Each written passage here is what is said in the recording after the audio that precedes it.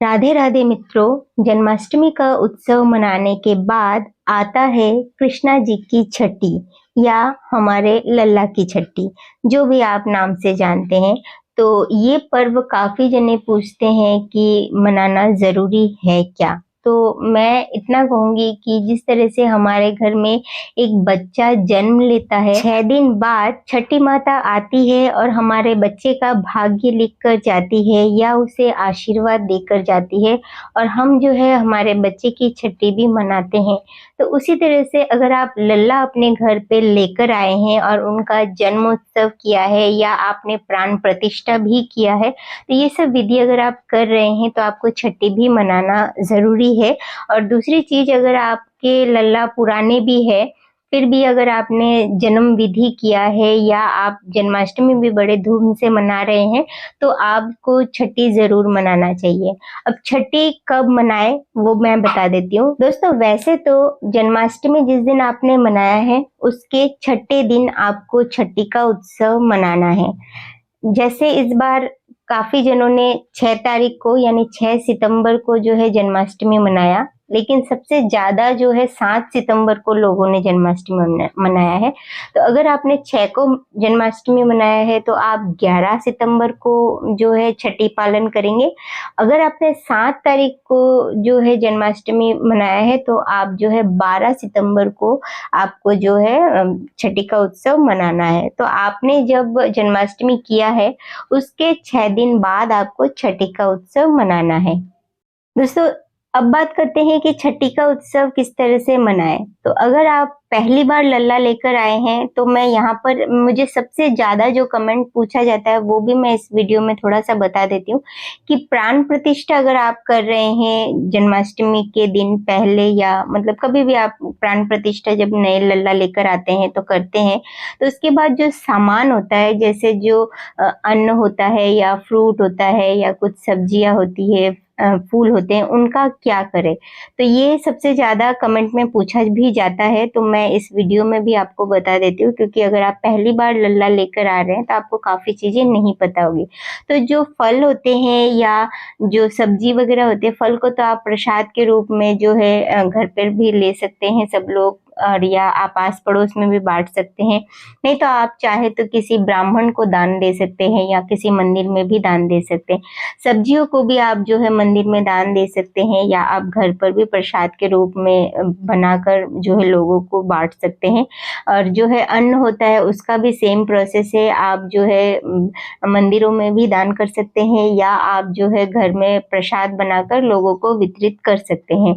अब जो फूल होते हैं उन्हें आप किसी नदी वगैरह में ना बहाकर आपके घर पे जो गमले वगैरह होते हैं, पेड़ वगैरह अगर आपके घर के आसपास हो या घर पे गमला वगैरह हो, उसी में ही आप जो है मिट्टी के नीचे दबा दीजिए, तो वो खाद का भी काम करेगा। और जो है आप यहाँ वहाँ कोई नदी तालाब भी गंदा नहीं करेंगे। इस चीज से जो है आप इस तरह से रख सकते हैं मिट्टी में दबाकर।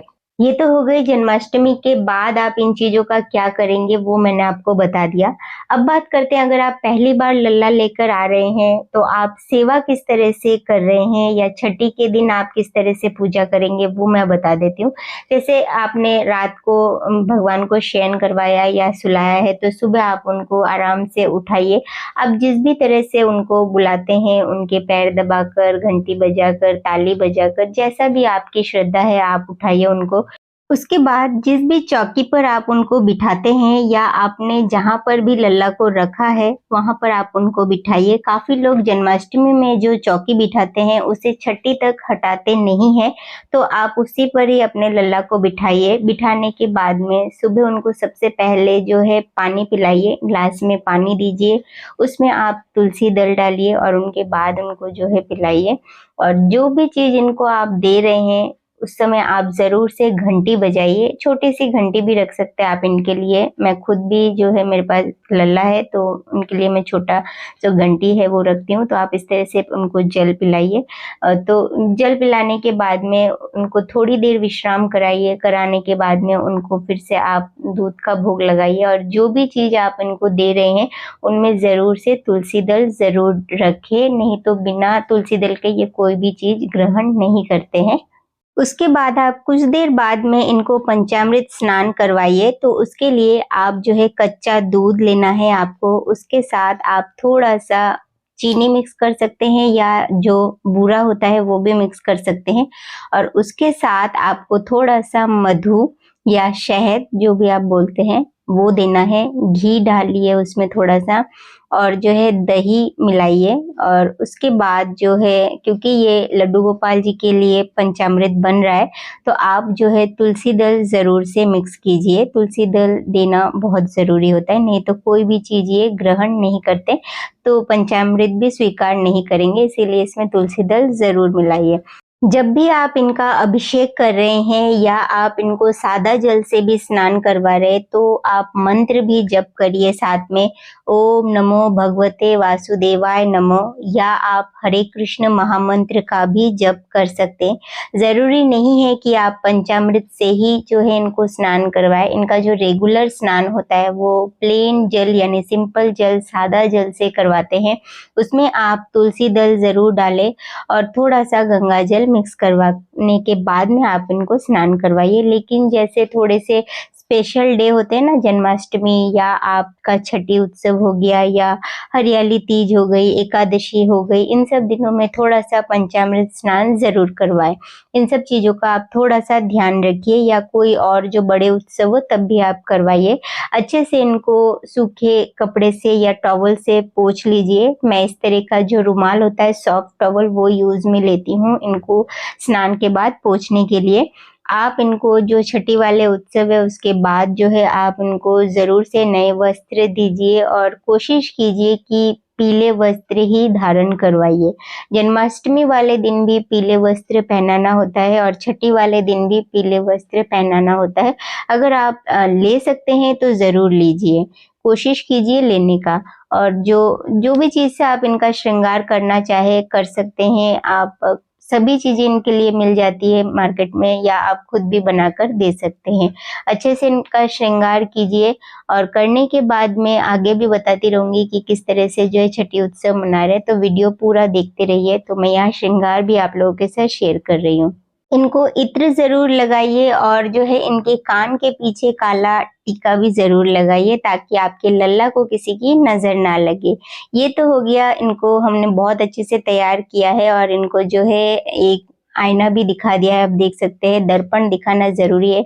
अब छठी का सबसे ज़रूरी पर्व यहाँ से शुरू होता है। अपने घर की चाबियाँ जो है आप लल्ला को दीजिए और बोलिए भैया ये घर आपका है और हम बस आपके साथ रहेंगे और जो भी करना है अब आप ही देखिए। तो ज़रूर आपके जो है लल्ला सब पार लगा देंगे क्योंकि ये जहाँ आते हैं वहाँ सब बहुत अच्छा हो जाता है।